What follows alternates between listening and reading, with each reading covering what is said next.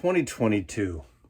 These are the best albums of 2022 so far, according to Mazzy.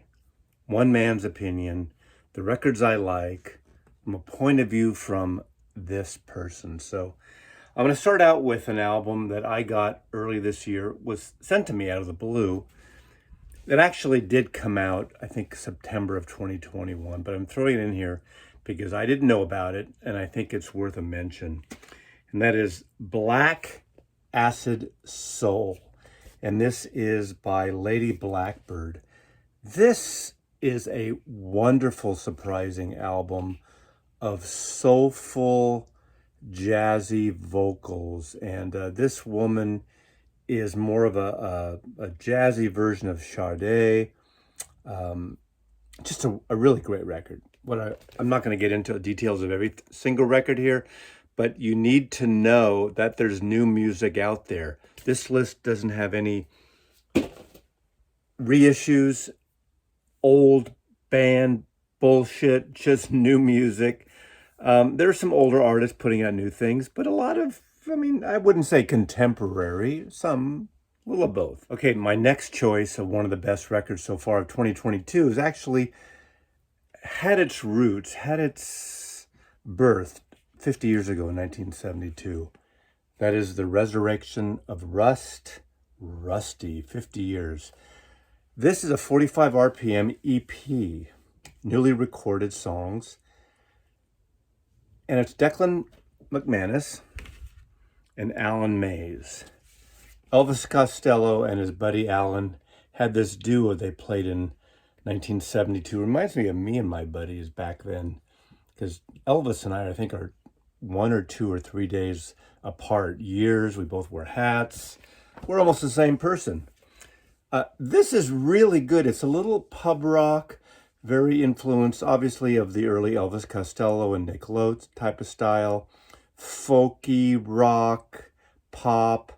Several of the attractions, Elvis's band, are on here, Pete Thomas and other people. But it's kind of a cool sort of, all of a sudden Elvis takes his friends. I don't know about all of a sudden. I don't know the pedigree here. Takes his old friend from 50 years ago, and they put this album together, and mostly in Austin. I think everyone was in a separate place, probably recorded during the pandemic, so not in the studio necessarily all together. But this is fantastic. This is fun. Unfortunately, it's only an EP, but it's still great, and it's 45 RPM, so it actually sounds pretty fabulous. Another new record that I just been spinning all day today, and this is Fire Doesn't Grow on Trees. This is Brian Jones' Massacre. They originally came out of San Francisco. The whole concept originally was doing psychedelic Rolling Stones, taking a page from, obviously, the Brian Jones in the name. If you know the whole history of the Jonestown Massacre, which had a certain genesis of in San Francisco, unfortunately, that's another story. It doesn't really matter. It's not musically based. They have a lot of friggin' records out. They're not there anymore. They're a psychedelic Stones kind of band-ish. What's amazing about this record, they're not in San Francisco anymore. It sounds like Echo and the Bunnymen. Vocally, there's a lot of Echo and the Bunnymen influence, but it's very psychedelic still. And it's really a fantastic record. Any record with a cat with buildings overlaid, it has got to be kind of a good record. There's the old lyrics and everything that you will find here. And I am really enjoying this record so far. Now, another record that came out several months ago, Once, Twice, Melody. This is on Sub Pop Records. This is Beach House. Beach House is this dream pop. Now, the thing about Beach House, this is really more of the same. If you know Beach House, you know they're kind of ethereal, dream pop sound, little kind of an updated version of the Cocteau Twins. It's more the same, but that same is friggin' good. It's good stuff, and this is a deluxe edition, but I'm really a fan of this dream pop album. So one of the best of this year so far, Once, Twice, Melody. Now, something in a little different direction is a soundtrack by an amazing neoclassical composer who happens to be a guitar player for Radiohead, also now with The Smile. But this is a soundtrack he did for Spencer. I haven't seen this film yet. Johnny Greenwood did this beautiful neoclassical, ethereal, wonderful, gorgeous soundtrack. I haven't seen the film about, obviously, Spencer. Not Spencer for Hire. This is Princess Di, and I really want to see this. But look at that beautiful cover. How great is that? Anyway, this is a gorgeous record. Gorgeous classical record. Great soundtrack, and amongst my favorites this year. Another album that I really like, going back until, 1980, I think, or early 80s, the band Dream Syndicate, which was that psychedelic, post-punk, neo-psychedelic, post-psychedelic band that had a real dirge thing with the Days of Wine and Roses. And they've been doing, I think this is their fourth album in the last, 6-7 years. And every record they do is fantastic, and that's a Dream Syndicate. This one has a little more electronic, sort of that German electronica on it. Not a lot, just enough to make it very different than their last records. And I think this is a wonderful record, and it's really interesting. Again, I'm all in on the psychedelic stuff, and when they kind of switch it up and shake it up a little bit. So one of my favorite records, and it's called Ultraviolet Battle Hymns and True Confessions. Dream Syndicate. Highly recommended. A record that I'm really enjoying is Toast, and this is the Neil Young record, originally recorded in 2001 as he was breaking up with Peggy, recorded at Toast Studios on Mission Street in San Francisco that originally was called Coast Studios, and he never released this record until right now. It's got that dirge Crazy Horse sound, which is really nice. And aside from one kind of intense song, it's got a really rhythmic mood to it that I really like in Crazy Horse. That something he would do 10 years later with Psychedelic Pill. I love Psychedelic Pill. So this is a one of the best records of the year, even though it was recorded 10 years ago or so. It just came out now, so I'm sticking this in. It's not a reissue. A couple of these songs were sort of placed on other records, but this in its all glory is a fantastic Neil Young record, and we know he puts out way too many records. This record I'm just getting into, it literally just came out this week, but this is Colder Streams by the fabulous Canadian band Sadies, that has sort of a twangy country surf Dwayne Eddy-like guitar duos of the Good Brothers, and unfortunately Dallas Good died about 6 months ago, and this was a record recorded obviously prior to his death, so it'll be the last full album he's on. It's got heavily over reverb style, which is pretty common in their records. Little psychedelia, little fuzzy, but real twangy. But I'd say this is kind of an interesting album. And obviously, there's sentimental factor too because of the death of Dallas. This is an album I'm not sure should be on this list yet. I'm still getting into it, and people love this album or they don't get this band. And I showcase this, and this is Porcupine Tree, Closure, Continuation. Psychedelic, proggy, beat, rhythmic, obviously Steven Wilson and company. I think it's their first album together again in 12 years. In a way, it's a little too clinical. In a way, Steven Wilson's voice is too pure and not strong enough.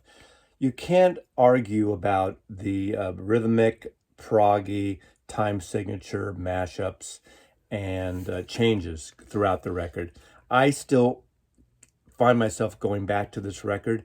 It'll be interesting if this makes it into my full-on best of list, but I'm still kind of throwing it in there for now, but we'll see. The record of an artist, an indie artist that has like a folky indie.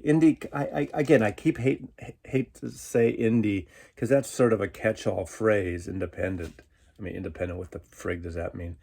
Um, but this Kurt Vile record is really good. It's a major, it's a change. He's on Verve Records now, which is not really known for this type of music. Although Verve Records back in the day did have a folk section to their music, folk section, not just their jazz stuff from Norman Granz and the like. But I really like this record. I keep going back to this record. It's intimate, it's beautiful, it's Kurt Vile, the family man here, and it's one of my favorite records that I keep putting on the turntable in 2022. Now this is really interesting too. This is sort of a little folky indie record again that like independent bullshit that I keep saying.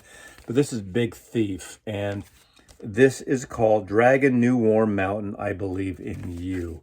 This is a double record set. And my friend the Archivist turned me on to this band. This is their 5th album, I believe. And I think it's something that you should check out. It's really interesting. It's got a low-key feel to it. But again, one of my favorites this year. I'm putting in the Black Keys, and this is Dropout Boogie. Every time they put, a decent amount of albums. They're very regular for the most part. They did have a little hiatus for a few years. But I keep thinking, I don't need any more of Black Keys records. But then I check it out, and I got this record, and it sounds really good. And it's a really good record. They have something they do with 2 guys plus maybe, guests here and there that is really dynamic and is really solid, and it's really kind of swampy, rock and roll, bluesy, just makes you feel good. There's a good sound these 2 guys have together. And I think this is a fabulous record. And this is on Easy Sound, distributed through Non-Such Records. That's their own label, really, his stuff. He's got a studio. Is it Nashville, Memphis? Nashville, I think. But I really like this record, and it's a good party record, and it's just a really deliciously makes you feel good. Makes you feel what rock and roll, that kind of bluesy, swampy rock and roll is. I guess if they have a DNA, Creedence Clearwater would be a little bit. They don't have the great songwriting that John Fogerty have, but they still have that great sound. John Fogerty and Creedence had something a little extra special. Not that this sounds like a Creedence record, but if you know what I mean, wink, wink. If you get it, then you get it. But this is a fabulous record. This might be my number 1 record of this year. We'll see how the record goes. The Smile, the offshoot band of Radiohead with Johnny Greenwood and Tom York. This is, I think, better than Tom York's solo projects because of the addition of Johnny Greenwood. His guitar playing, there's more guitar than they've had in a while. And also his orchestration is neoclassical, as in that soundtrack Spencer. Not that it's anything like that. But it's it's a beautiful record. And again, another one I keep putting on the turntable. That's why this is on one of my favorites. And this is the other record that's competing maybe for my number 1. Again, we still have the rest of the year to go. And I've showcased this already several times. And this is Bronco by Orville Peck with this amazing record cover. Love this jacket. I mean, he's so over the top. The masked cowboy, the masked man, the beefed up